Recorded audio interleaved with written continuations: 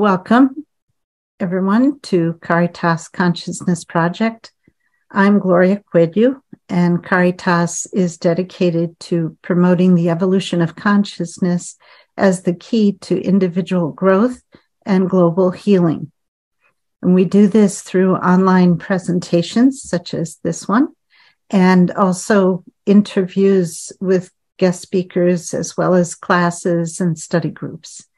We draw from a wide assortment of both ancient wisdom and leading edge studies in science, consciousness, spirituality, and philosophy. And we've been doing this since 2003. And in 2020, we began recording our presentations on Zoom. I think we have about close to 90, like maybe this is number 88. So our video recordings are viewable through our website, which is caritascenter.org, and on our YouTube channel, Caritas Consciousness Project. As a nonprofit organization, we rely on the support of our members and donors to keep our program going. So if you enjoy our presentations and would like to support this program, you can make a donation or become a member by going to our website and enjoying the benefits of membership. So now let me introduce tonight's guest speaker. Professor Amit Goswami, Dr. Amit Goswami, is a professor, researcher, and best-selling author. He's also a quantum science pioneer and a spiritual practitioner. He is a retired professor from the physics department of the University of Oregon from 1968 to 1997, and a renowned pioneer of the new paradigm of quantum science based on the primacy of consciousness. He's written several groundbreaking books based on research on quantum science and consciousness, including The Self-Aware Universe, The Quantum Brain, and Quantum Spirituality with Valentina R. Onisor, The Quantum Doctor, Physics of the Soul, Quantum Creativity, and the Everything Answer book. And those are just a few. He's written quite a few books. In 2009, Amit started a movement called Quantum Activism, which I'm hoping to hear more about, now gaining ground in North and South America, Europe, and India. In 2019, he and his collaborators established Quantum Activism Vishwalayam. I don't know if I said that right, acting as Department of Quantum Science at the University of Technology in Jaipur, India, and developed a master and Ph.D. program in quantum science of health, prosperity, and happiness, an international program of transformative education. Dr. Goswami was featured in the movie What the Bleep Do We Know? And the documentaries The Dalai Lama Renaissance and The Quantum Activist. He's a spiritual practitioner and calls himself a quantum activist in search of wholeness. Welcome, Amit. Such a pleasure to have you this evening for you, this morning for us. Thank you so much for making time to be with us today. Glad to be here. Mm-hmm. You want me to start right away? Yes, please. Okay, so quantum worldview and awakening consciousness. So it covers a whole lot of ground. And thank you for having enough time for presentation. What I'll do, since you have a small audience, I will expect you to participate because often quantum concepts are a bit subtle.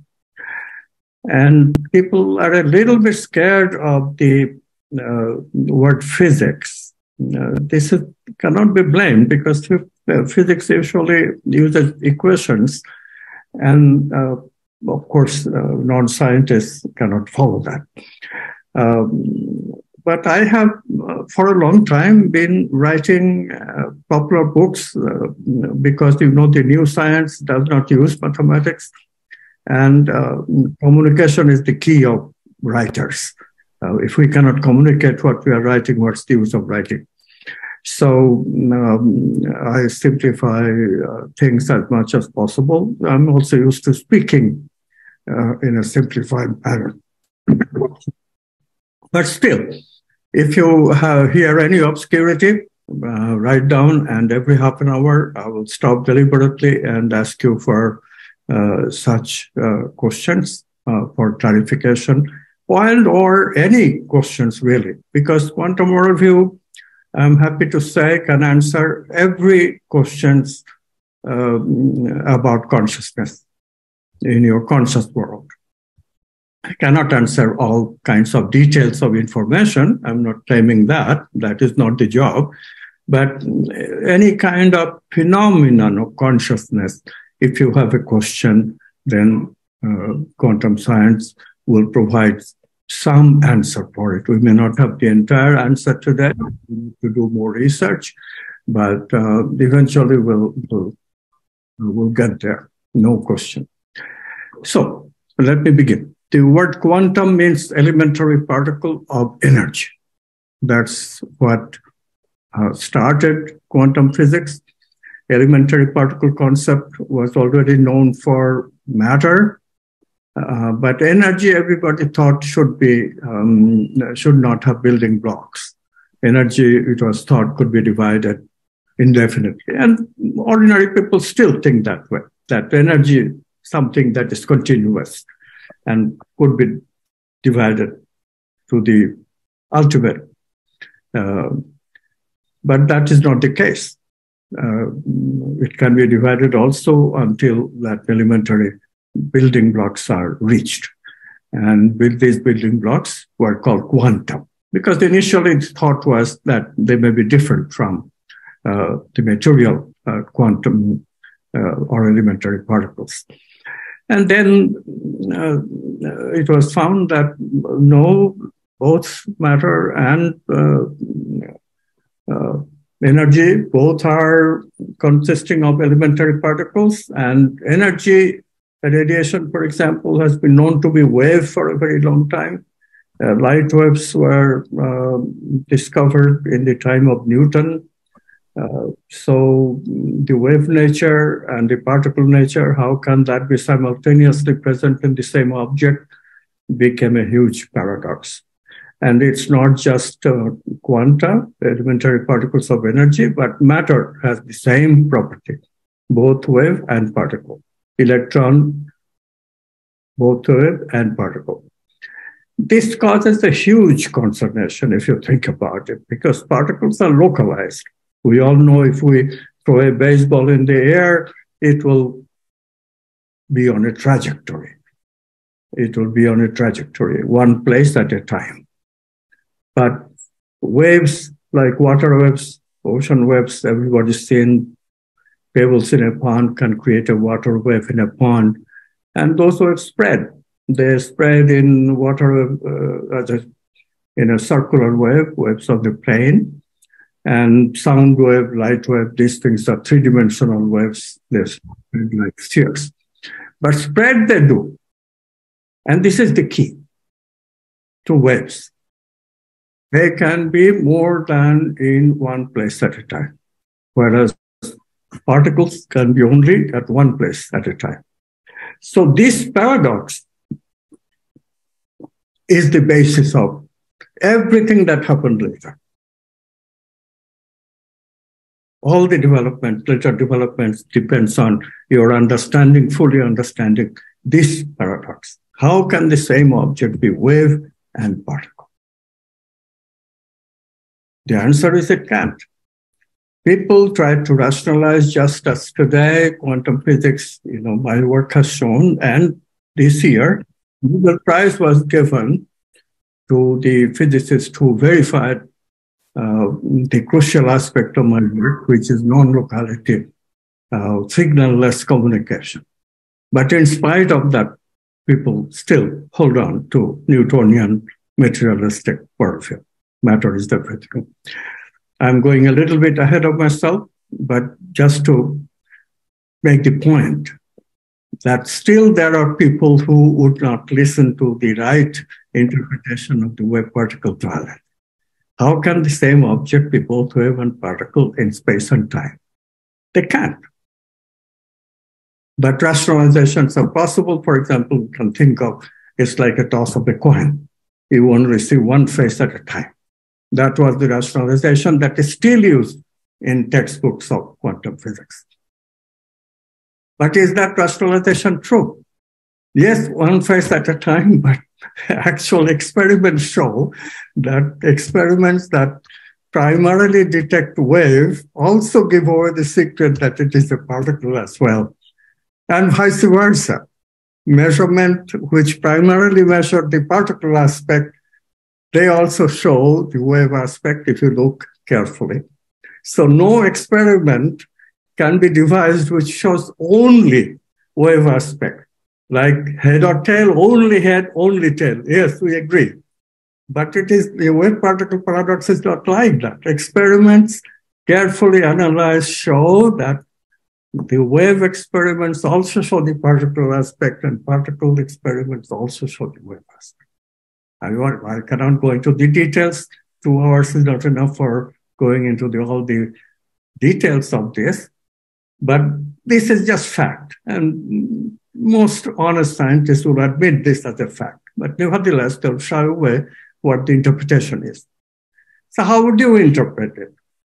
The interpretation, obvious interpretation that I have given, and for this one, there are many supporters of mine, which is that obviously it cannot be in the same domain of reality. There must be another domain in which quantum objects are waves, just waves. They're not particle at all. There's no paradox here.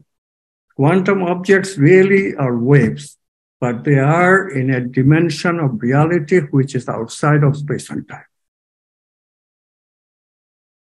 We cannot call it a space and time dimension anymore. It is radically different from space and time, so we call it domain of potentiality. And space and time we call domain of actuality, domain of manifestation. So the manifest world that happens, this is where the object becomes particle. When we manifest the waves by measuring it, then it becomes a particle. If we look at from this point of view, there is no paradox. Experiments will reveal both aspects that can be understood. Obviously, there is no paradox because wave in one domain become particle upon measurement in another domain, but it's never both in the same domain. So there is no paradox. Okay, so far? I hope so. So what do we make of this? Now, this is, of course, the further analysis. This further analysis is very important. And people who did this analysis, they should get equal amount of credit as the discoverers of quantum physics itself. The discoverers were very well-known physicists, and they should be.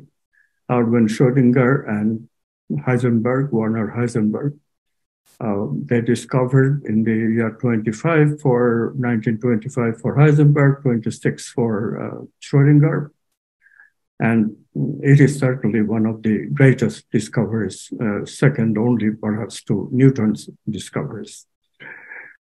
So what did this interpretations of the domain of potentiality that developed later, that is changing our view about reality? This then becomes the question. The first crack of nature of reality came from Einstein and his collaborators, Boris Podolsky and Nathan Rosen. And of course, Einstein, everybody knows.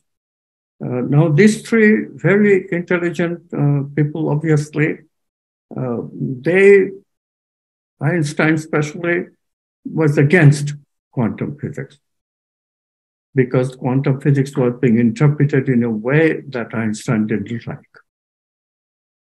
One of the questions that I have not addressed yet, that question has to be brought about, which is that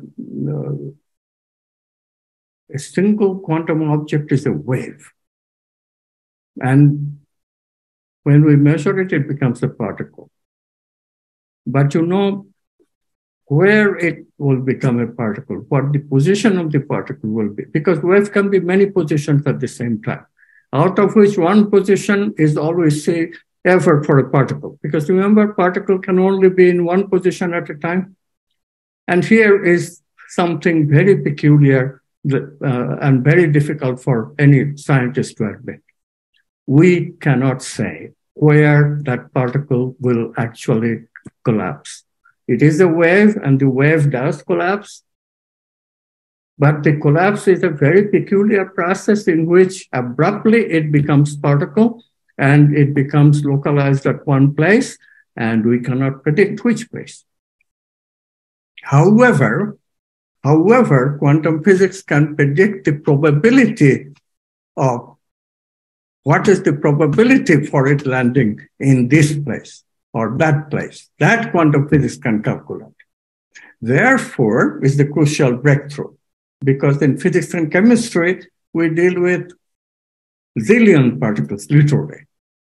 A spoonful of substance, material substance, will have like 10 to the power 23, 24, 10 to the power, imagine that, 1 followed by 24 zeros.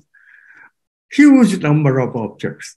So for huge number of objects, indeed, probability calculus holds very well, and therefore quantum physics is definitely predictive for physics and chemistry. The problem arises if we can apply quantum physics, or should we apply quantum physics to living beings, because then the behavior of the single object also becomes important. So this is the debate that's going to arise in the future. I just am mentioning it. Einstein did not like this probabilistic aspect anyway. He used to say, God does not play dice. That is his way of looking at probabilities. Because, you know, people who play dice, they play on probabilities. So Einstein didn't like it. So is it their prejudice? No, their prejudice did not affect the mathematics. Mathematics has a wonderful logic, which once your starting point is clear, then the end point is unambiguous. Quantum logic unambiguously takes us from some initial assumptions to a final result. And therefore, although Einstein was prejudiced against quantum physics, but that did not affect their argument. The argument was mathematical, and the argument was radical. What they proved is radical. The proof was that if this is the case, if quantum objects are really objects in a domain of potentiality, then if two such objects come close and interact, you got that? Come close and interact, then they become correlated or entangled. Entangled with each other, correlated with each other, whatever you sense of that. Correlated, they have a relationship. Entangled, they're entangled in their relationship. Okay. What does that mean, though, experimentally? That also could be predicted mathematically, and the prediction was astounding. Correlation means that they can communicate without signals. What does that mean? That means they can communicate from any distance, whichever, at once. At once. One object can go to the Andromeda galaxy, and the other object goes to another galaxy, moving opposite directions of each other. And still they can communicate, because they communicate at once. Now, of course, such communication is difficult to prove, but this is what Alan Aspey and his collaborators were able to do in 1982. They actually measured and showed that indeed such communication occurs. Such communication occurs. 1982 to 2022, lots of years, but still Nobel Prize finally was given to the performance of this experiment. Very wonderful, very wonderful. What does it do to the worldview of materialist science? Scientific materialism, which says everything is matter. This you must grasp immediately, and you can. Newtonian physics, which this everything is matter philosophy works with, Newtonian physics has a consequence, has a principle that is inviolate in Newtonian physics. Newtonian physics says that objects must communicate with signals, going through space, taking time. They cannot communicate instantly. They cannot communicate without signal. This is unequivocal. No material object can ever be non-local. This is called local communication, communication with a signal. And communication without signal is called non-local. Quantum objects cannot do non-local. Period. No arguments. So tell me, fact is, the materialist worldview, the Newtonian materialist worldview has failed. It doesn't work. We cannot say, for example, that it works for macro objects and doesn't work for micro objects. This is the way that many materialists think. This is just a quirkiness. No, physics doesn't work that way. In physics, there is no quirkiness. If there is a quirkiness, we have to find the explanation of it, and then we'll open up new physics. This is what I did. So what is then the answer? What is then the answer of this non-locality? Since it verified reality. So we come back to that. This is one aspect, one puzzle that existed when I entered the picture. That was in 1985 when I solved the problem. A space experiment was already done. That was very helpful. Of course, unconsciously, I was aware of it. The other research that was very important was done by another great physicist, discoverer of computers, no less. His name is John von Neumann. And this scientist looked at the conversion problem, this collapse problem. How does the wave collapse into particle? That problem seriously. In formal language, it is called quantum measurement problem. We measure. And the belief was, and the belief has been going on since the days of Newton, that measurement is done by a measurement apparatus. Measurement is done by a measurement apparatus. This was the belief. Von Neumann saw that, how can that be?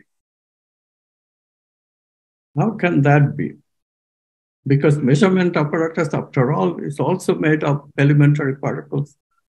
So he felt that measurement apparatus would not be able to, it would also be quantum in some sense, and therefore it could not measure. In fact, he mathematically proved that material interactions of whichever kind, measurement apparatus also is capable of only interacting materially. Material interaction just cannot do the collapsing of the wave into particle.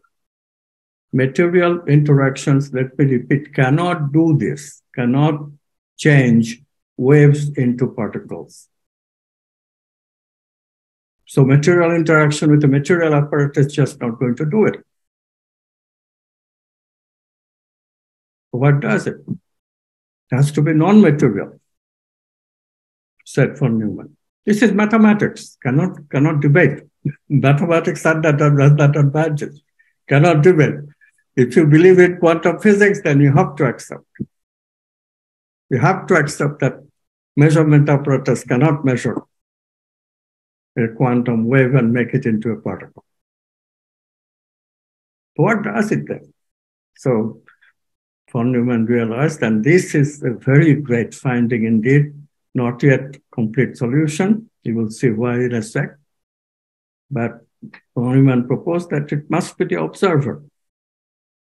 Observer's consciousness. Yes, the observer also has a material body. We all know we have this body, brain, and stuff. But we also have consciousness. And Consciousness can choose the particular position. Waves exist in many positions around that sphere, the circle, whatever kind of wave you have. And consciousness chooses out of those many positions, one position in which the electron or the photon will manifest. Choice enters. And this, of course, violates another tremendous principle of Newtonian physics, that we don't have free will, everything is determined. Everything is determined. And now free will, we choose the effect of quantum measurement. In that way, we create the world, do we? But another physicist saved the day for materialists. He showed that, well, but what happens if two people simultaneously try to measure? Think about this. I illustrate this tongue-in-cheek because, quantum traffic lights cannot be built, but suppose a quantum traffic light could be built with two possibilities, red and green. But one observer is coming from this road, one observer is coming from the perpendicular road. And of course, being busy Americans, they both want green light. Can they both get green light? No, that will be pandemonium. We know that the electron only collapses at one place. So quantum traffic light must also collapse only one, red or green. But who gets to choose? Who gets to choose? There is no argument that differentiates between one human being and another. Here, no kind of, I am better than you, I'm darker than you, I'm stronger than you, I'm prettier than you, nothing is going to work. We know that observation, all human beings can do the same way. Observer, no different from one to the other. So who gets to choose this question? Von Neumann could not answer, and therefore people thought that this is a red herring after all. Red herrings don't exist, so human individual consciousness collapsing will not work as a solution to the quantum measurement problem. But the problem still remained open. Who does it? What does it? If not consciousness. Matter certainly can do it, cannot do it. Measurement apparatus cannot do it. So for this entire chaos in the quantum community, existed. I was, when von Neumann was doing his work, I was a student, graduate student at the University of Calcutta. And I remember that how much puzzling we did about this problem. Of course, teachers did not like that we wasted so much time on this problem because the wisdom was that nobody can solve this problem. At that time, the slogans were, nobody understands quantum physics. This kind of slogans were constantly given by our teachers. And they gave us so much misinformation in today's language, so much misinformation. I have already mentioned two misinformations. One is two sides of the same coin, that misinformation. Another misinformation was about quantum non-locality, that it only affects micro objects, never mind that human beings have been doing non-local communication since age immemorial in the form of telepathy and so forth. So the situation was indeed very murky, very murky. Everyone sort of hush, close the door kind of approach. Now, this must remain among physicists. People must not know that there is some problem here that we cannot solve. That kind of situation. But really, the solution, once one could open their mind. Mind you, from 1950 to 1985, I was also a materialist. I, foolish enough to buy into this hush, close the door philosophy that no, you cannot discuss that. You cannot discuss these problems. We must believe in materialism. We must put on the straight jacket. said Richard Feynman, one of the greatest scientists of the 20th century. He said that although it is a straitjacket, but we must wear it in order to take science forward. Otherwise, we'll fall prey to religion. That was the argument. He didn't say the later part. He didn't say religion explicitly, but he said if you read his literature, he would say psychological concept like unconscious. That's voodoo psychology, he declared. Freudian psychology is voodoo psychology because it proposes that there is another domain of reality, unconscious, vis-a-vis conscious, which agrees with what quantum physics is saying, domain of potentiality and domain of actuality. So this was the situation, and this situation persists. I mean, this is the thing. Solutions have been done, papers have been written, books have been written, but still scientists hold on after so many years of that, more than 30 years. I published my solution in a 1989 paper, and it has been now fully more than 30 years.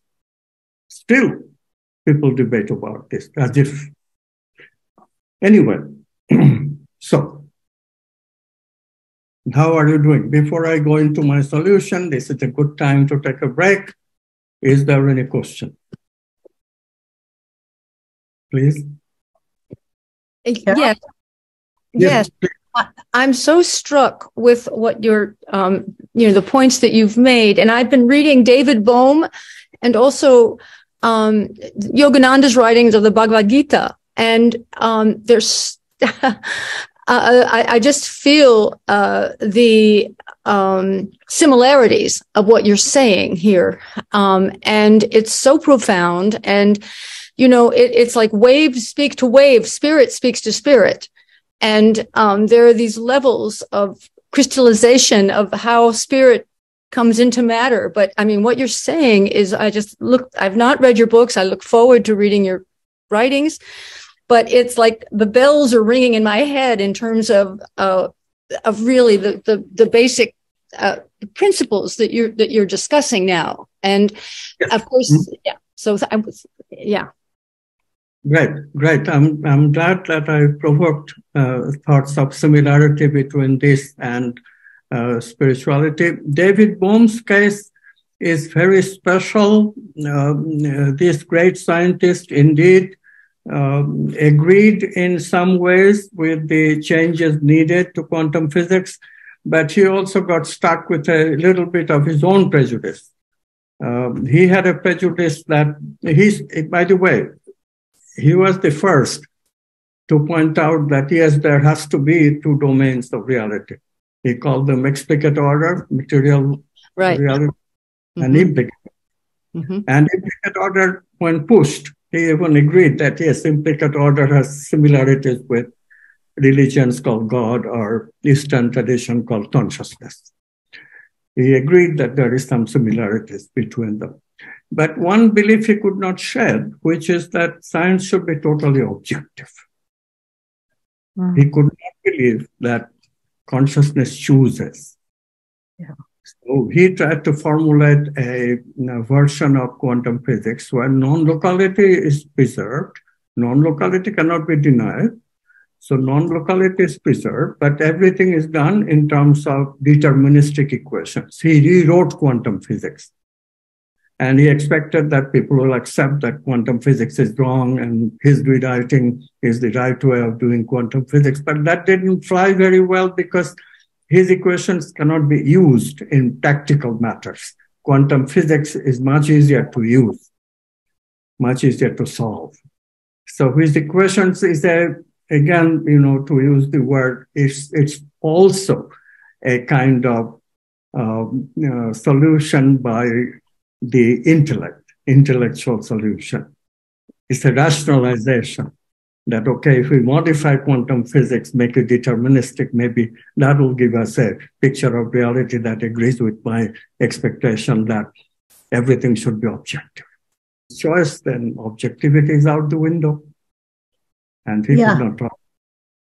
So as far as Yogananda is concerned, quantum physics, the way I solved it, is completely consonant. And if you read the Yogananda's comment on the Bhagavad Gita, the his followers invited me to say something, and I did, of course. I have very high respect for Yogananda, so you will find a little footnote with my work mentioned in that book. Anyway, so thank you for mentioning that. Any other questions? Yes, please. Well, I have perhaps a comment and a question, because it occurred to me as I was listening to you, I was remembering the translation of one of Ramana Maharshi's remarks by someone that went to see him, and Ramana Maharshi said, "I am not other than God." So I think perhaps now we might say I am not other than quantum consciousness. And it's almost like saying the same thing. And people talk so much about space and non-locality, but they don't seem to talk very much about time and non-locality. So it must be possible for two particles to be entangled via time as well as space. I wonder if you had anything to say about that. Yeah, I would, and that is, of course, the essentially, that's this kind of thinking is what gives you the solution to the paradox against von Neumann's idea. Any other questions, please? Okay, so let's move on.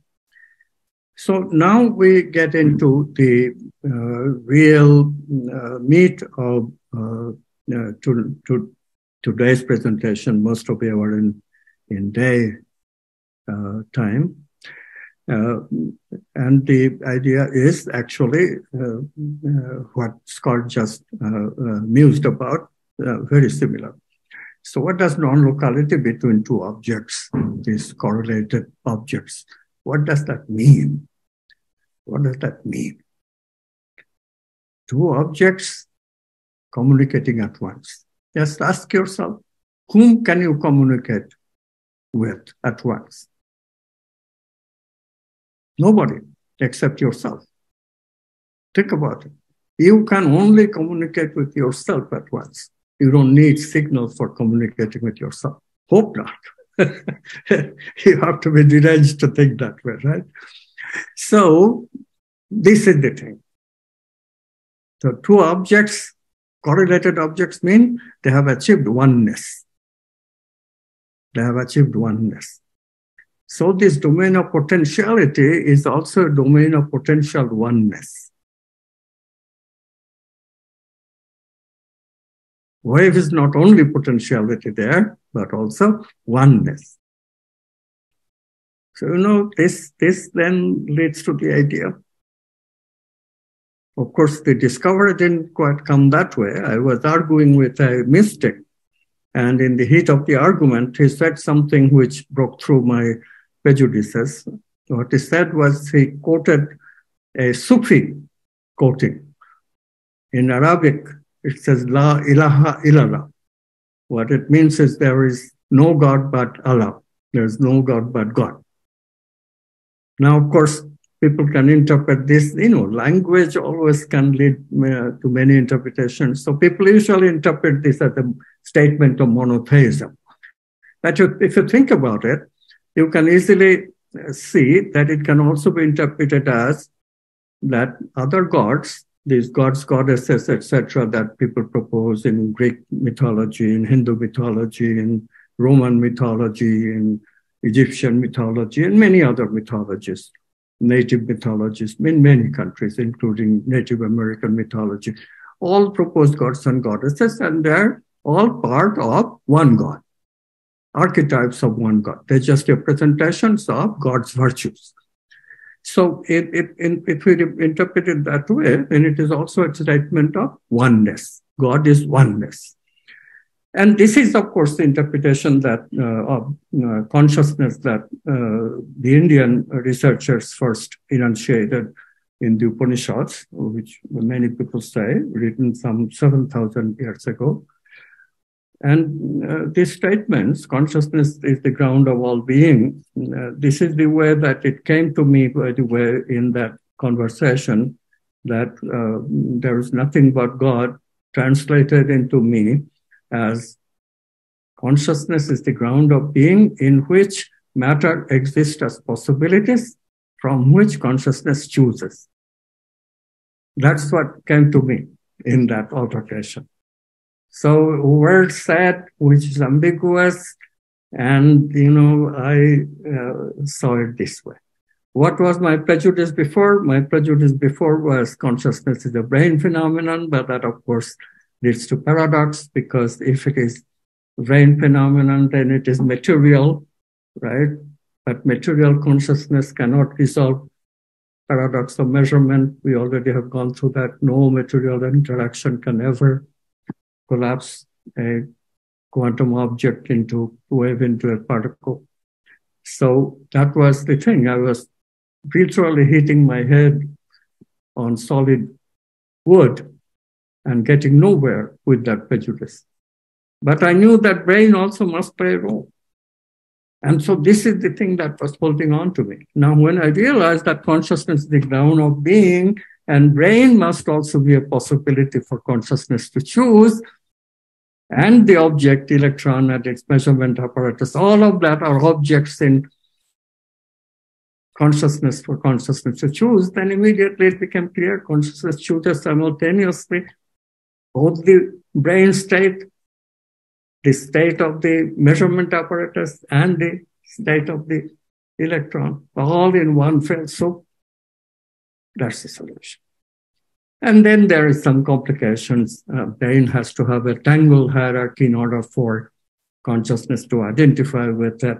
That's one of the details.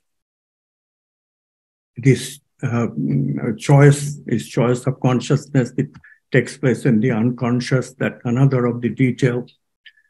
But look at this picture that it gives. Years before my solution, Fred Alan Wolf, another very good physicist, he created a sentence that became very popular. We create our own reality. Of course, it's tongue-in-cheek. And Fred did it, he's a friend, so I'll mention him by his first name. Fred did it partly for fun. He was that kind of a guy, very amusing kind of person. I would term him as a jester. So he said it as a part of as a fun, but many people took him quite seriously.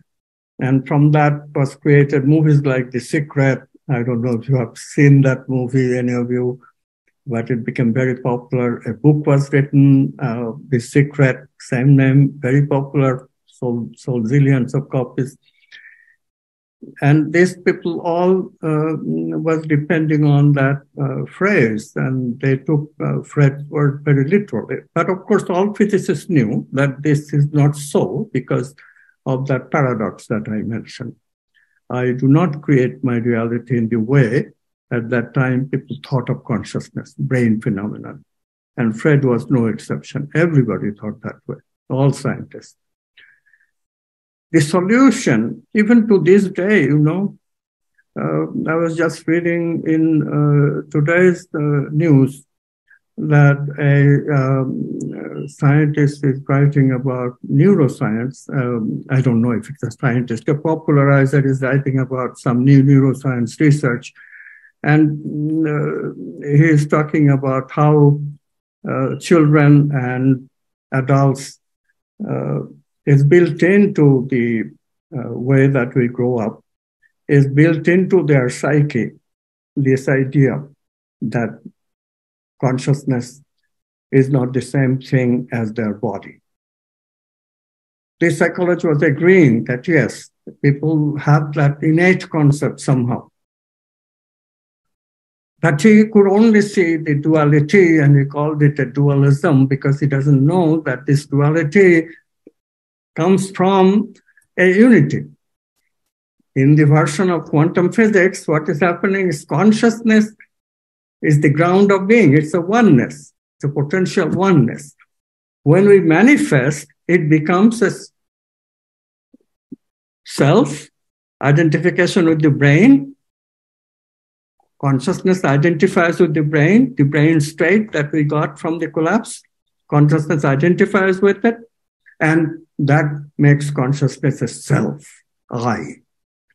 And the object separate from it, this duality that we grow up with, and we cannot not believe it, because as children we experience the duality very vividly, because we don't have a conditioned ego yet. We are still very much able to see that this I is very connected to the rest of the people. And the child, of course, experiences the connection with the mother directly, non-local connection. It grew up in the mother's womb, so that they're correlated, and that correlation often remains for the entire lifetime. That there is a story about Houdini, as you know. Houdini was doing a thing in an icy pond, which he often did. He was tied up, and he went into this, the top fills up with ice, the bottom is still water. So he was doing this trick. He was sure that he can break through. But of course, what happened in that unfortunate day, there was a bit of a wind and the ice shifted and he could not get out. He cannot get out. And then he heard his mother guiding way to the hole. The hole just reappeared. There was a hole he went in, but that hole closed. Another hole opened up in the, but which direction? Mother told him the direction. It's an amazing example of telepathy, unless Houdini was making this up, which is very doubtful. So mother-child, between twins, these telepathies are well known. Child has telepathic connections often with their siblings, because if both are young, then they would have such connection. And this is what the quantum solution is literally saying. That initial collapse that happens at the present moment, that is what traditions call spirit, and we call it quantum self. There's no memory before it. Memory begins there. That is the first collapse. And therefore, this self is the universal self. Every one of us experiences the same self. And this is what is called Holy Spirit in Christianity, Atman in Hinduism, Sanskrit. In Judaism, it's called Ein Sof. Same thing in Islam, I think. So it's a well-known recognition. And every one of these traditions also recognize that we don't remain in that state. Conditioning occurs, and therefore we develop an ego. But ego originates from the quantum self. So there are two poles of the same self, two poles of manifest consciousness. And in between, there can also be states, stable states. We now have been able to show. Those stable states are what we call soul states, states of positivity, states of optimism, positivity. These great sages, their states. So in this way, what is happening is that we are getting a picture of consciousness that comes through people naturally. Even psychologists are now finding evidence from neuroscience, and a consensus is emerging that this duality is what we experience. Although later on, many people forget about this subject-object duality. They forget about their I. They become me, more or less. But you can see when the I is conditioned, then we can as well refer to it as me, because it does the same thing. It's a repetition of the same experience. And we all tend to be somewhat of a me. In fact, I can look at myself and then I make myself a me, but there is always an I behind, right? The witnessing I. This is where, if you are familiar with meditation groups, then you will immediately recognize that we can always witness. And this concentrating on the witness, looking at how I look at objects in a conditioned way, that frees you from the conditioning. It's very, very beautiful meditation that you can do. And you can see that you become relaxed, and that relaxation is a signature of the expansion of consciousness. You become partly that spirit. You become partly that quantum self. Is there brain signature of it? Even the brain signature of it has been discovered. In the brain, when we do an ordinary task, what happens is that we find that the brain fluctuates into two states. One is very localized into the objects, into the stuff that I'm doing. If I'm doing a task that involves walking, then it will be motor part of the brain that will be involved. So task-related parts will be involved. And then, of course, we cannot continuously do anything. Even brain is not capable of doing it. So in between, brain goes into default area. And the default area is also very localized. What is that? That is the self. Neuroscientists call that the self-agency area. That's what the self-agency is. It's localized. That's our ordinary state of consciousness. The ego is very localized in the prefrontal cortex, right behind our forehead, in the frontal lobe. That's the prefrontal cortex. That's where the ego is. However, you know, people have shown now neuroscience experiment called functional MRI. We take brain pictures and measure oxygenation of the various parts of the brain, so we can tell which apparatuses of the brain are active in a given moment. It's beautiful what neuroscientists can do today. What we find for meditators who are meditating for a very long time with loving kindness in mind, these meditators show that all over their brain activity and coherently connected. Coherent means acting in phase, like a chorus line dancing is coherent. Ballroom dancing is coherent. Incoherent rock and roll dance is incoherent. Okay. So this coherence is the telling signature of quantum. Brain is behaving like a quantum, and it has become active all over the map. This is just so fascinating that we are seeing ourselves as spirit in potentiality, because all of us could meditate. All of us could meditate that much and get to this state. Do ordinary people get to that state anyways without meditating for a long time? Yes, we can, but not permanently. We do have, and another neuroscientists have measured this too, in a creative experience, our brain similarly gets involved all over in a coherent movement. So we all can reach quantum self. When we intuit very briefly, cannot even be measured that briefly, but in a creative experience, the creative insight, the aha experience that people report, during that period, people have measured the brain, and indeed, it again shows that same thing. So neuroscience is helping us, helping quantum science verification very easy in some respect. You know, people still debate about non-locality of the brain. When I was writing the book Self-Aware Universe, that was 1992. My paper was published in 1989, and of course, it's a physics journal. I didn't really expect a neuroscientist to read that paper, but I still remember it was the month of August, I think, and I got a call from Jacobo Greenberg, a Jewish Mexican neuroscientist who was trained in America, and he's saying, I want you here. What about you? Well, we are doing an experiment that we need you to interpret. You will like it.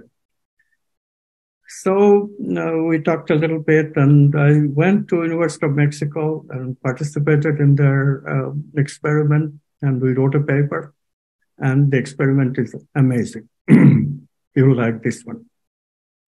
One of the problems of explaining telepathy with non-locality, quantum non-locality of consciousness that we are proposing. One of the problem is that we talk about correlated state of two electrons. You can have a correlated state, but as soon as you see it, the correlation breaks off. Correlation is gone. As soon as we have the wave is correlated, correlation exists in the domain of potentiality. But as soon as you have observed the two objects, then they are independent, separate objects once again. They're not correlated, not capable of instant communication unless you correlate them again. So there is a prejudice among materialists that therefore we cannot use quantum non-locality as an explanation of telepathy or stuff like that. How do you correlate continuously? But guess what? This neuroscientist, I don't know what gave him the idea. I think his experiment with meditators probably gave him this idea. But his protocol was that people will meditate during the experiment. Meditate on their direct communication, their non-locality, signal-less communication. To meditate with the intention of signal-less communication the whole time.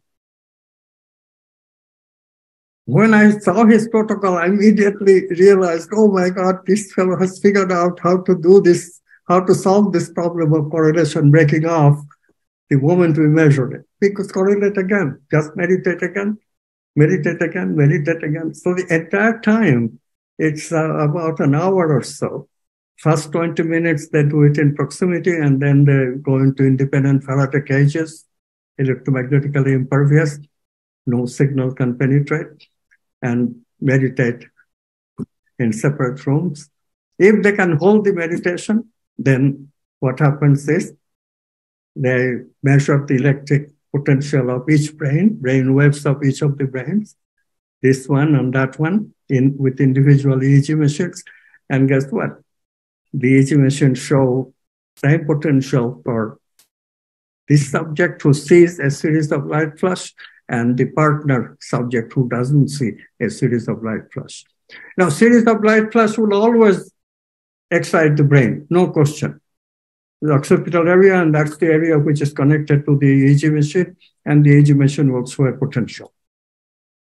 But pray tell how the person who is not seeing any flashes of light, who is sitting in a Faraday cage, so no electromagnetic field can penetrate the walls of the Faraday cage and reach the person, how his EEG showing virtually the same potential, both in strength and phase. Amazing experiment. It's called transfer potential experiment.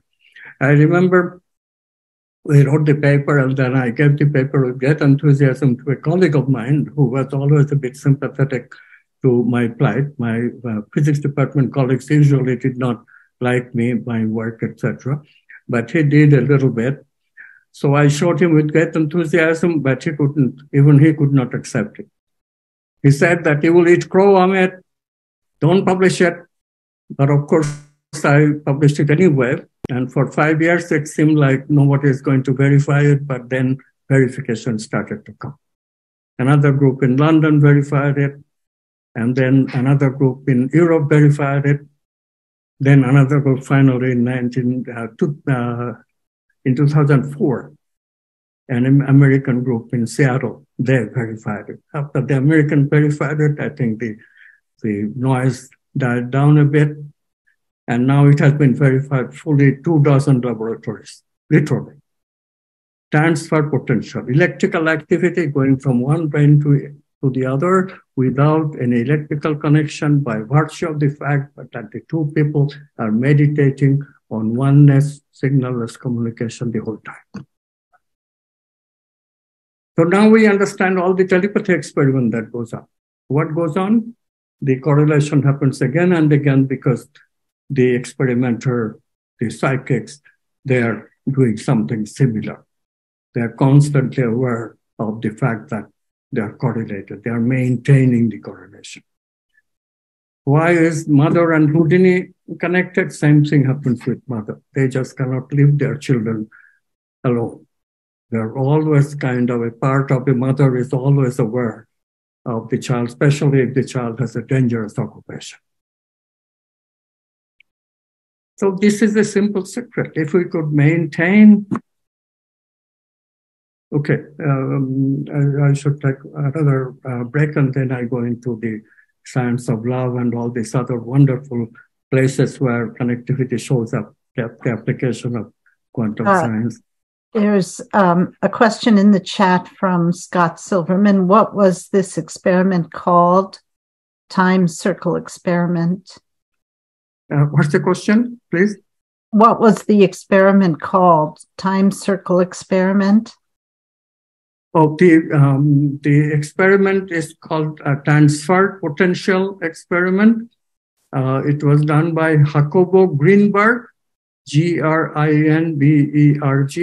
a neuroscientist at the University of Mexico, who is since dead, but this experiment was done my paper was published in 1994, but we were doing the experiment in 1992. And I was there to participate. We wrote the paper together. Paper is very much available still for people to see. And now the experiment has been repeated by many other people as well. Any other questions? Well, I can relate to it in terms of energy healing. Because when we do energy healing, we connect on that level and it feels like a merging. But what I used initially, I thought of it as a merging together. And then I realized, no, it feels like a merging. But what's happening is I'm just tapping into that place where we're always already merged. Yeah, you were in the consciousness where we already went. Yeah. Right. So it's just giving up the prejudice that I'm separate. Yes. Believe it or not, the reason that we cannot connect is primarily our beliefs prevent it. Right. Belief is that I'm separate. Yeah. Of course, it does involve it helps to be aware of the heart. We'll come to that in the last portion of the, we have actually one more hour. So we have a lot to talk about it. Okay. So far, so good? Yeah, it's wonderful. This is the scientific part, but let me make some comments about the principles, new principles, and then develop the quantum science. What do we get as science, replacement of materialist science? What is the power of it? And then we'll take the case of the application. But let's talk about how a person can then reach states of higher consciousness. This is a serious question. Consciousness is the ground of being. Spiritual traditions have been saying that all along. Spiritual traditions also have been saying that this oneness somehow becomes split in a duality, and that is the duality that as a child we experience it clearly. As adult, more conditioned we get, that duality is seen less and less because we don't see ourselves as I much anymore. We see ourselves as a conditioned being, as a me, as an object. And this is a problem. This problem, we talk about consciousness becoming contracted. Consciousness is expandable infinitely. In ideally, cosmic consciousness, everybody is potentially connectable. And I can connect to everyone by being completely open. And this is the connection that we call spirituality, this expanded consciousness. But unfortunately, with conditioning, consciousness becomes contracted. And this is the problem. This is the problem for scientists. Scientists, on the whole, are a very conservative bunch. conservative in the sense, like David Bohm. David Bohm even hobnobbed with a great mystic named Krishnamurti. But still he could not shed his prejudices of objectivity. That shows you how deep even an intelligent, David Bohm really was a very creative scientist and still was stuck. Why? Because scientists on the whole do not do meditative work. On the whole, they are very oblivious of working on their inner being. The reason is that they are so much oriented towards the outside, outer being, is the reason that they prefer that matter is reality, that version of metaphysics. They know that non-locality directly violates it. And there is not only non-locality, there is also another principle called discontinuity. When electrons jump from one atomic orbit to another, it does not go through the intervening space. When an electron in a transistor goes through an energy barrier, these energy barriers exist. And does it penetrate? Initially, people thought they tunnel through. They call it tunneling phenomena. Electron on one side of the barrier can go to the other side. This is the basis of transistors. Do they tunnel through or do they quantum leap? Discontinuous transition is called quantum leap. We now have experimental data showing that it really is a quantum leap. It really is a quantum leap. It does not tunnel through. We cannot do continuous trajectory. It's here and then it's there. Experimental data to prove it.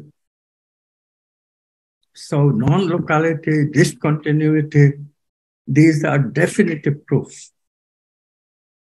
I talked about non-locality in transfer potential experiment, non-locality in the brain when people meditate for a long time. Now let's tell you about discontinuity. Discontinuity is a phenomenon that shows up in creativity. Now, of course, I have been interested in creativity for a very long time because, as a scientist, one of my first experiences, I still remember it so vividly. I was a postdoctoral instructor in physics at Case Western Reserve University in 1963. And I came and joined the department in the month of August. Classes began. And I had a very kind guide, mentor in the department. And I was working with him and working on a problem. And then I remember that every morning you'd call me for 1 hour of discussion. And every day I would present some solutions to him. And every one of them would not stand up to his scrutiny. It was so frustrating. So this went on for a month or two. And one day I had 5 different approaches and I was sure that one of them is bound to satisfy him. And he shot down every one of them. I was so frustrated. I thought, I'll just give up this problem and do something else. So with that attitude, I went to a basement cafe that existed in that building. They called it Snake Pit because it was dark and kind of pit-like appearance. So I'm sitting with a cup of coffee with kind of feeling dejected. All of a sudden, the solution came. Just all of a sudden, just like that. And I knew this is right. Just like they say, aha, surprise. That was not at all what I was thinking. All these months I was giving solutions, none of them even close to what actually was the solution. So I ran into upstairs and told my advisor, and immediately he said, yes, this works. So I remember, literally we were going around there was a lake, sort of, no, not a lake, a pond, sort of, in the adjacent music hall. And we went around that, literally filled with just this wonderful bliss expansion of consciousness that I just spoke of. That discontinuity is so obvious to me.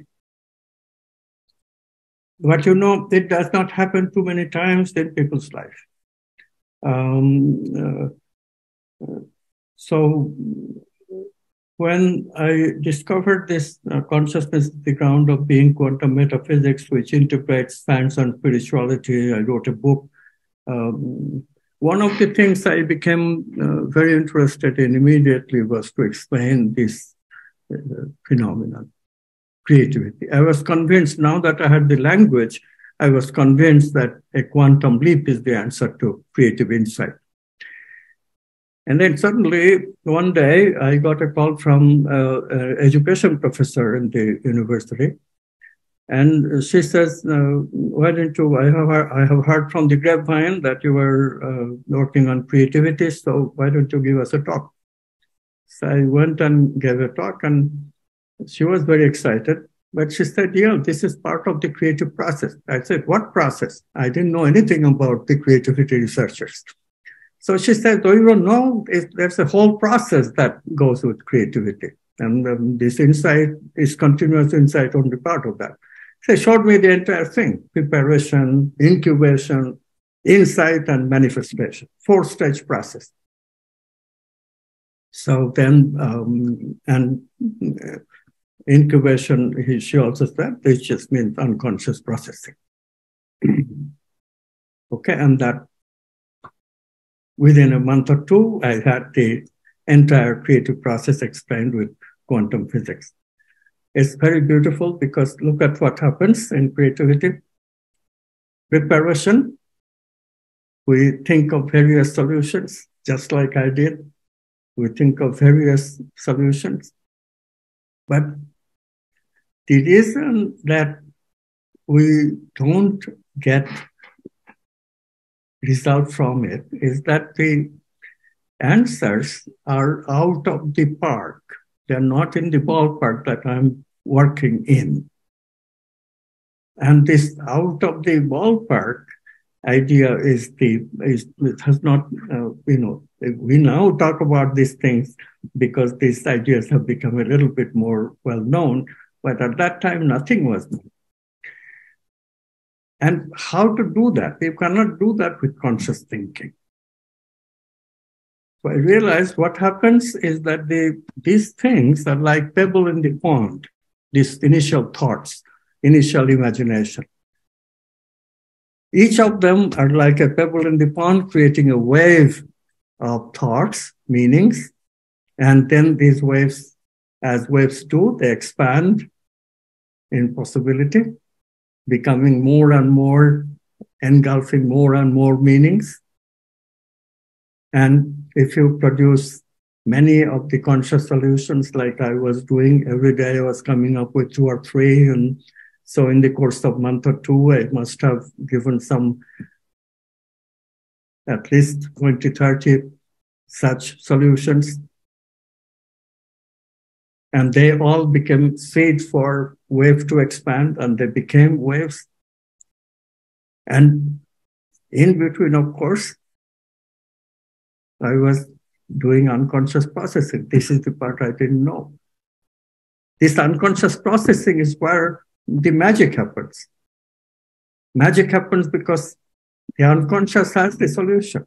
The unconscious is usually Freudian unconscious concept was the unconscious is just the reservoir of memory, past, repressed, suppressed memories. That was Freud's concept. But that's the part where you explain mental disease. Yes, there the traumatic memories will come up, and that's what causing the mental deranged habits. No doubt. But the unconscious looked at quantum physics is not the same unconscious. Yes, memory is part of it. Memory also gives you potentiality. But there are potentialities which never been actualized, which have never been collapsed. Uncollapsed, previously uncollapsed potentialities, completely new potentialities. That's where creativity comes from. So when we say unconscious processing, if my unconscious is open, If I'm very prejudiced, then of course I'll stay in the memory. But if I'm open, that openness is the basis. If I'm open, then my unconscious also will be open with new possibilities, and therefore a solution can come from the unconscious. Eventually, I also realized that the process is not so linear. It is actually conscious processing, unconscious processing, then again conscious processing, and just like I did. Every day, I was producing some solutions. It went into unconscious. Okay, nothing happens that day. Nothing happens the following day. Nothing happens the following day. After 2 months, a final insight. So it's like do, be, then a final do. That Frank Sinatra jingle, do, that's the answer to creativity. Amit, may I say something? Sure, please. It seems to me that the moment you said, I give up, you gave permission for the intellect to stop and something deeper to emerge, right? Exactly. Yeah, exactly. It's that giving up of the linear process, right? That allowed the leap, the quantum leap, right? Much later, I had a discussion with Franklin Wolf. I don't know if you know him, a very American mystic. Actually, he was also a mathematician. And this man discovered consciousness in its suchness. He has written a couple of books about it, beautiful books. And I had this discussion with him, and he said the same thing. He said that he was, he discovered the original nature of oneness of consciousness in the age of 49, but he started the journey like 30 years before. And he said that I was just doing all kinds of things. And his disciples said that he had very powerful states. Around him was a wonderful experience to be, even when he was just explorer. And then he says one day he had the feeling, same thing. I cannot do it. I cannot do it. He sat down on a bench at the huge ranch. He just sat down on a bench and said, I cannot do it. At that very moment, he did it. State of samadhi. So this is a well-known process of when we give up. This is why creativity is often associated with divine grace. People say, okay, that's when God takes kindly on you when you get the solution. And that, of course, is a metaphorical way of saying what you are saying. That is precisely what is happening, Gloria. Thank you. Thank you for the comment. Any other questions at this point about creativity? Okay.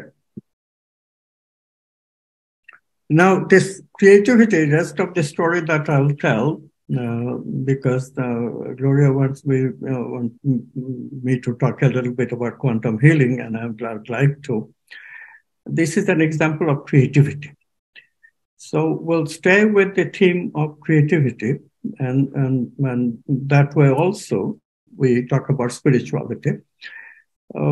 Spiritual traditions also have this concept of sudden insight. They call it sudden enlightenment. Like if you read Zen, then you will often find the stories of sudden enlightenment, like the story of Huineng, the sixth patriarch of Chan Buddhism. He was a cook, I think. He went to the market to buy his stuff one day, and all of a sudden he heard something and his mind opened. Very similar to the story that I told you about this mystic. He cried out, there is nothing but God. So he heard something similar to that. I don't remember exactly what he heard in Chinese, of course. And he was enlightened, similar way. There's also a Zen story about this Zen Buddhist nun who was one day, water at that time. People had pitcher and people had ponds, and they had to carry water, filling up the pitcher, and then carry some distance to the ashram monastery. And this nun became so involved with this. Moon was very pretty, so she got involved so much that the pitcher slipped and fell to the ground and broke. And at that moment, she had enlightenment. The moon's beauty and the pitcher breaking. Carl Jung later on called this kind of coincidence as a coincidence of synchronicity. Something happens outside and something happens inside. So the spiritual work then, the next hypothesis that I reached is that the spiritual work is actually also creativity. And when I looked at the literature of spiritual people and consulted with some spiritual people whom I knew, I could not, of course, get a lot of people who had gone through the entire journey, but the people, more or less, what they were doing seemed to agree with this do process. Because they were all doing that, the idea of thinking about it and then also meditating. They were doing two kinds of meditation in spiritual tradition. One type of meditation is to concentrate, that increase your focusing ability. Concentration meditation, you say mantra, repeated mantra like Om, Om, Om in your mind for about 15 minutes, half an hour. In TM tradition is 20 minutes. So that's one form of meditation, concentrate. That increased focusing, very much like doing. That a scientist, that an artist, that all of us creative people do. Very focused work. But then we relax. And what is the meditation for that? Meditative tradition has a similar meditation called awareness meditation. In this meditation, we don't watch one thought. We just become aware. We just become aware of what is going on. But any thought is allowed. We just allow the thoughts to pass.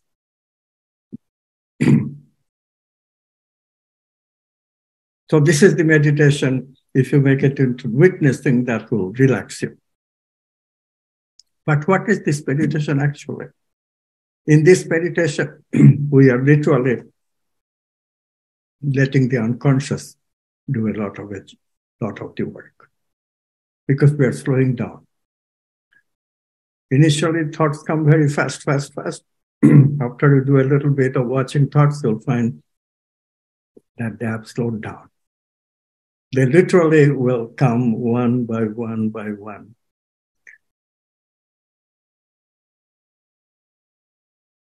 And that's in between thoughts, the gap. In that gap, we have unconscious processing. So spiritual work, it's very interesting that 2,000 years ago, there was a sage named Patanjali in India who wrote a book called Yoga Sutra, in which he suggested these two kinds of meditation that leads to samadhi.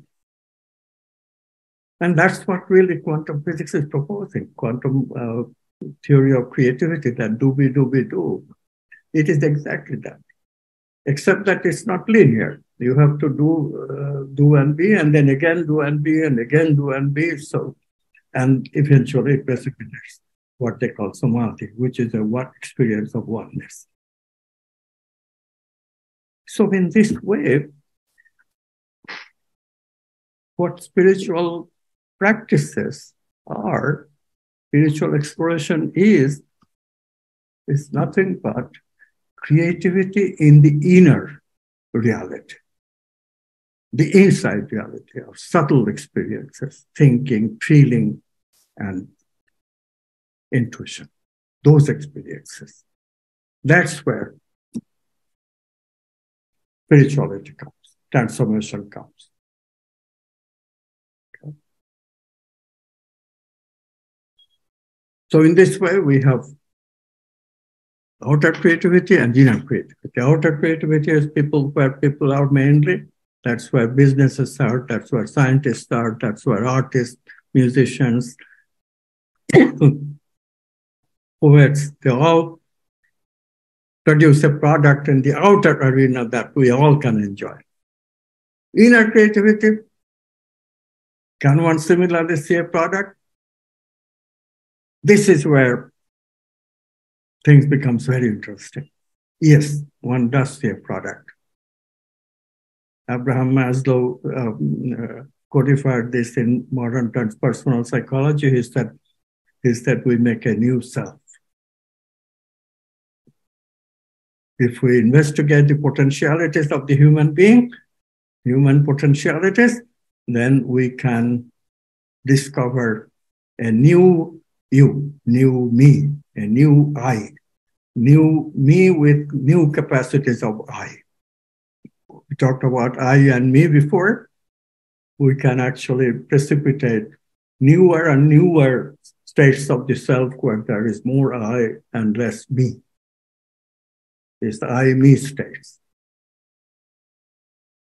Very interesting. Once you have the access to the I-me state, you will have no doubt about the reality being a spiritual reality. Science and spirituality, quantum reality, quantum worldview, quantum paradigm, whatever you want to call it. There's no doubt that this is what reality is because your consciousness is expanding. Okay. So, in this way, we really have a new science which are integrating science and spirituality in every which way. Now, what the basis of that, the basis exploration of that is also very important. Basic exploration of that is the objects that come to us via intuition. I mentioned gods and goddesses long time before in the beginning of the talk. You remember, but gods and goddesses are the representation of aspects of that oneness, right? What are such aspects? These aspects are not exactly unknown to us. Today, no thanks to materialism, we call them human values. But they're not really human-created values. They are values that humans are supposed to follow in order to enrich themselves, transform themselves in states which are more expansive than the ego. And Plato, the great philosopher, mystic, who called these objects archetypes. And this is a very beautiful name, so this is what we have adopted in quantum science. These archetypes are the basis of our civilization. Our professions are based on exploration of the archetype. Let me mention quickly. So business people, they work with archetype of abundance. Politicians work with archetype of power. Artists, musicians, novelists, poets, they all work with archetype of beauty. And then a couple of archetypes are great archetypes that everybody works with. Goodness and love. Goodness for other love and love for intimate love. Intimate relationship is very special, so the archetype has some differences than goodness.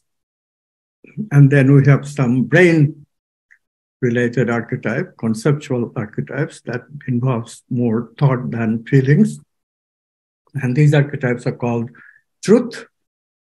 That one is what scientists persist, which media is supposed to persist, but of course today media no longer does that. Scientists are also almost giving up on truth. Many misinformation today. Then justice, another archetype that lawyers, judges, they pursue. And then finally, wholeness.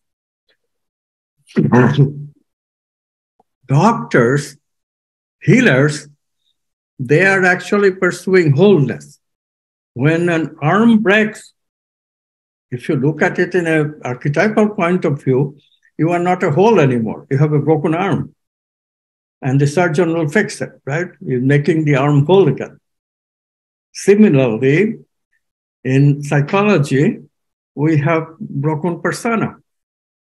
And then the psychology job is to bring all these personalities together and integrate again, right? So literally these are restoration of wholeness. But that restoration of wholeness is a common theme in all cases of healing. Healing means that something is broken, although it may not be as obvious like broken personalities and broken bones, but in all cases of what we call disease is because the system is not working as a whole anymore. There is some gaps there. And they have to be filled up, bridged. So wholeness is an archetype that is also a common archetype because healers have existed since, beginning of human civilization, human culture. So these 9 archetypes, I have to also add the self. Self is a very special archetype because exploring it, eventually we are led to a state where it is just a doorway to oneness. And therefore, self is not an archetype at all. But the exploration of self is very similar to the exploration of the other archetype. So we explore it as if it was an archetype, but when we reach the end point, then we find that there is no individual self. There is no self to speak of. It's all oneness. So, in this way, 9 archetypes. These archetypes are then the basis of exploration of the inner creativity, inner exploration. And if we explore these archetypes, we become more and more expanded. And then now we can talk about all those wonderful things about healing and love and all this. We have not discussed feelings very much. We'll discuss feelings. But before we get into that, this is your final chance of asking questions. So please ask me some questions. I'll orient the next half an hour on your question. Please. Yes, I know you enumerated them very carefully, but I only got 7. Would you mind just running by the list again of 9 of the 9 archetypes? Abundance, power, beauty, then love and goodness. Goodness, okay. The brain archetypes, they're truth, justice, and wholeness. And then finally, an archetype which is very special because it's investigated like an archetype, but we find at the end that it's not an archetype at all. That's the self. It ends up the entire reality. That's the difference about it. Thank you. So, okay, yeah. And next, any other questions? I have a question. Yes, please. Let me make sure I'm not muted. Okay. I haven't read any of your recent books. Which of your books would you recommend I read if I wanted to get a sense of the full development of your thinking on these matters at this point in time? Since you have a scientific bent, I can tell from your manners, what's the word, demeanor, that you are quite experienced in these matters. So read the book Quantum Brain, The Quantum Brain. All right. We are very happy with that book because, it is written in the context of the brain, how the brain, if we leave the Newtonian brain, how we become limited and how if we learn to live the quantum brain, how wonderful world opens up before us, we become transformed. That's what the book is about. And it shows the intricacies of why meditation works, how the brain changes, all this data that I talked to you about, brain-wise. And, neuroscience has been great in supporting the findings of quantum science. Thank you. You'll enjoy that book. Any other questions, please? I was listening to a lecture that you gave that was on YouTube. And you said the purpose and meaning of the world is to pursue the archetypes. Yeah. So the purpose of the world, or the purpose of our existence is, how do we know this? Of course, it's pursue the archetypes. That's just a statement. If we look at evolution, then it is very clear.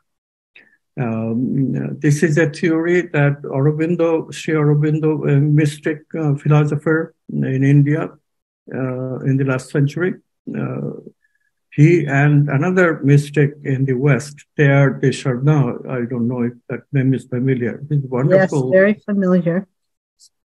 He wrote a book called The Phenomenon of Man. Oh, how beautiful that book is. Yeah. Aurobindo's book is very erudite and very difficult to read. But there's a book, I tell you, this is wonderful. Phenomenon of Man. Yeah. It must read for anybody who is interested in the integration of science and spirituality. Mm-hmm. So, what are they saying? They are posted very directly. He says that, look, what has happened? We initially had the material universe. If you look at the outside space, it's just stars and stuff, and burning matter mostly. And there may be planets, there may be life, but we have very little way of knowing it. And that's all we see. Matter, material universe. And then we come back to us, and there could be us also in outside planets. There is not denying it. But what do we find? We immediately find that there is a new sphere. It's not the material sphere. Like Earth is, certainly there is matter. Inside the Earth is hot. Nothing, no life can exist. But outside there's biota. There's biosphere. Okay. And then he said, and look at next what is happening. There is noosphere, mind. Our mind is now, the rational mind is what we have. It's all this internet connected locally.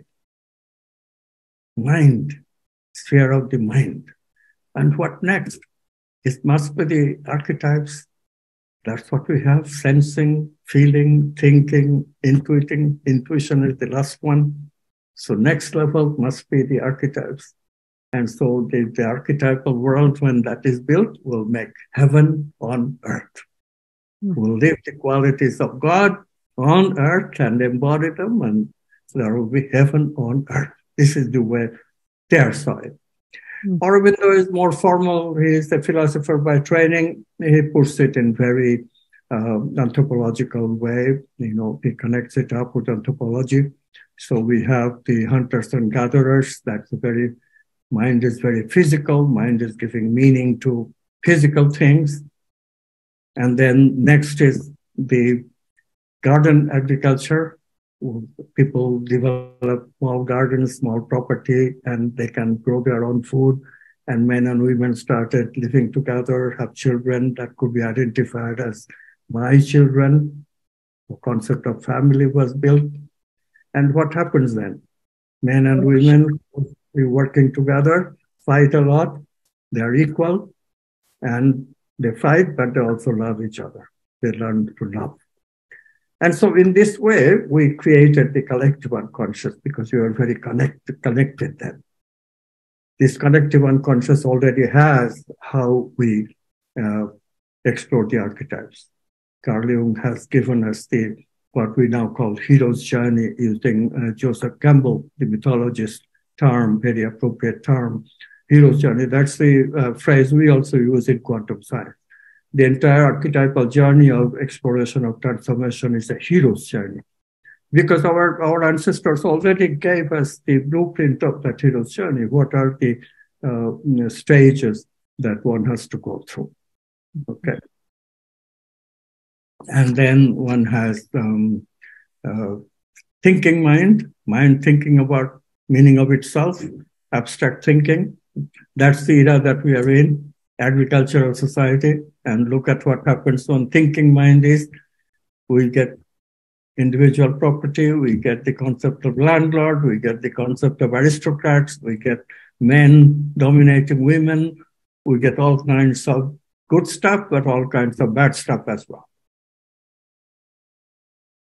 This whole idea of equality is gone because the rational mind is constricted mind, does not see the expansion anymore. This is how different this is from the vital mind that existed before in the horticultural era, in the garden agricultural era. Men, women working together, loving. Of course, there is competition as well, negative emotions as well, and our collective unconscious has all this.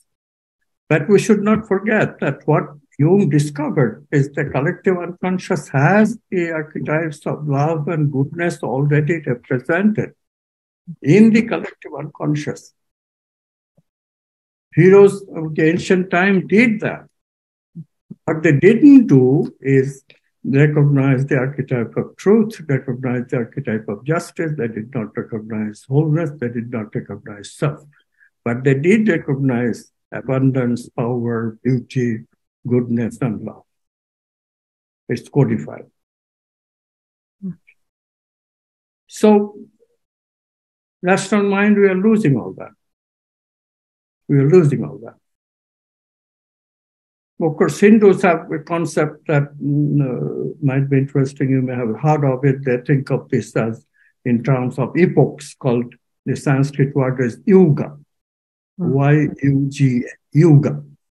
So they say that, it was very connected, that the Satya Yuga, the Yuga of perfection, human being totally connected, and then forever since the connection is decreasing, and then finally Kali Yuga. That's the present epoch where we have hardly any connection at all.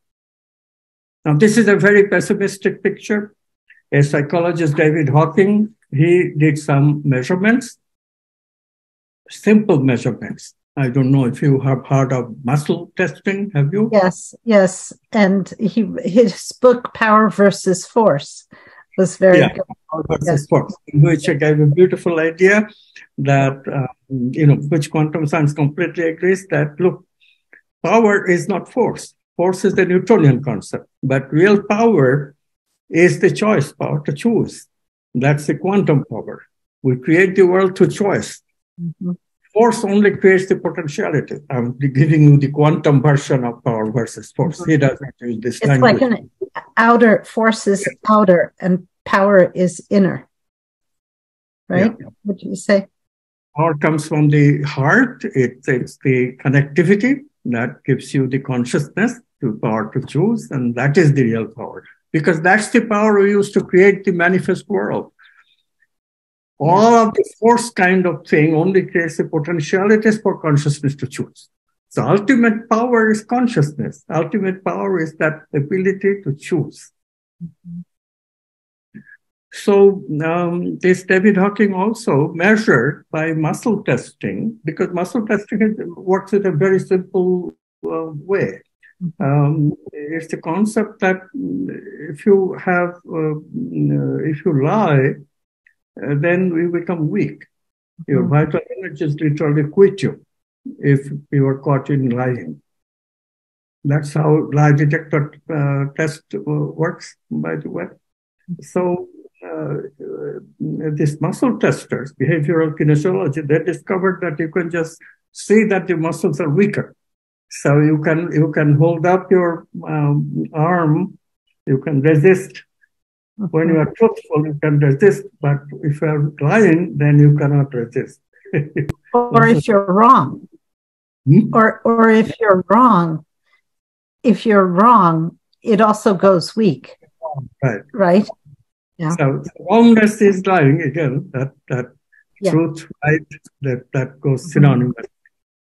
So this criterion he used on many people, and he found that about 15% of the people, they are more conscious than the 85%. 85% are in base level condition where me-centeredness, I did not mention negative emotions, those negative emotions, pleasure centers built into the brain, the information processing, dumbing down that we are saying today, all that dominates 85%. But 15%, they are different. They can be awake. And of course, if you are listening to this, the current audience, plus whoever gets to see or wants to see this video, they will be all in this 15%. And not coincidentally, 15% is also the number of people who practice like yoga, meditation, tai chi, qigong, all these meditation type practices, some with mind, some with energies or feelings. And that too, that number is also about 1 billion out of the 8 billion. So it's about 15%. So in this way, the quantum explanation of the 15% is reincarnation. These people who belong to the 15% are more mature in terms of reincarnation. We already came with some of these things learned. And of course, that gives us the ability of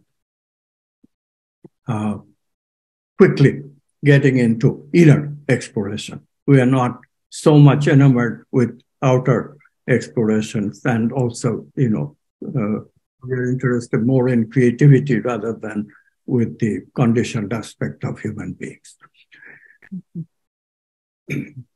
So in the last few minutes, let me talk about expansion of consciousness, what they can do. So these archetypes, if we keep an expanded consciousness, what happens? And very quickly, let me go into feelings in the body. When we work with personality theories, we find that human personalities follow what they call an enneagram, 9 kinds of personalities. And they're divided first in 3. It's very interesting that all people, they're not all head people. Some of them are heart people, and some of them are body-centered people. In chakra psychology in the East, which was developed in India and Tibet, and later in other places as well, in chakra psychology, we associate the body center as the navel chakra. Navel chakra has, if you look at the navel, that's all the chakras of digestion, they are in that place. And what does that mean? Digestion is what preserves the body, maintains the body. And so that means that the body identity will be centered. The feeling connected with body identity, security of the body, that will all be in that chakra. Body identity. People identify with the body. Not surprisingly, Donald Trump talks about gut feeling. And, this man is extremely intelligent man, although people malign him all kinds of ways, but you have to see his intelligence. He is not lying when he says about gut feeling. So he is a body-centered man. Misguided, those are political judgments. I'm not going to talk about that. But it's interesting how a body-centered man would be like, very charismatic. That charisma cannot be denied. Heart-centered people, on the other hand, most women, many women belong to this category. Heart center makes you loving. Love comes from the heart. We now have been able to prove in quantum science that when people's immune system dominates the heart chakra, the immune system is also around here, then people become defensive. But when they learn to suspend the immune system once in a while, become vulnerable, not defensive. I see you, and usually my defense is up. But if I give up that defensive reaction, accepting, vulnerable, what happens is that the heart becomes quantum. Heart becomes quantum, becomes coherent, and capable of loving. That's the expansion of consciousness that we experience as the feeling of love. The defensiveness that was the primary feeling at the heart becomes the feeling of love. It's a wonderful transformation of the soul. Now, women of the world, they are more into love than into defensiveness. Men of the world, on the other hand, are more into defensiveness than love. They are more into the navel chakra, which is self-assertive and all that. So they can be self-assertive and very defensive. And you can see the Donald Trump-like characteristic here. On the other hand, if the heart dominates, then you are a heart person, means you don't hesitate to be vulnerable. You reach out to other people who are capable of other love and capable of intimate love as well, and so forth. And then, of course, majority of people today are head-centered. Even American women tend to be more head-centered today than ever before. You are exceptional, Gloria. So, this group is obviously has a lot of heart. So this is the problem of today. I was talking to Gloria earlier about healing, how the immune system becomes strong if you love. Look at the dynamics of what is happening. If you love, then immune system is suspended, defensiveness is gone. Immune system suspension means the immune system is getting rest. The immune system, this heart chakra has a self, very similar to the brain. Brain has a self. Any organ which has a self needs rest. So brain needs rest every night, 8 hours of rest. We are not giving any rest to the immune system. This is why malfunction of the immune system is so common today. Look, every day you read one of the artists, one of the actors, actresses, one of famous people, only famous people get written about. Millions of people are getting the same disease, but they're having multiple sclerosis, they're having all this neurological disease, Parkinson's disease, and so on. Every day we hear one of these incidents. Cancer, that one is also an immune system malfunction. Immune system malfunction is so common in America and elsewhere today, it's amazing. In the time of COVID, we found that women had half less incidents of death by COVID than men. Why? Because men are so much more defensive. Women are so much more in love. This is the difference. Love is such an important thing for healing. So finally, I have 5 minutes. Let me talk about quantum healing. Disease like cancer, this immune system malfunction creates disease, chronic disease that are very difficult to heal. Cancer, heart disease, and of course, brain disease that contributes, not the sole cause, but dementia, immune system contributes a substantial amount of the dysfunctioning that takes place in the brain. Autoimmune disease.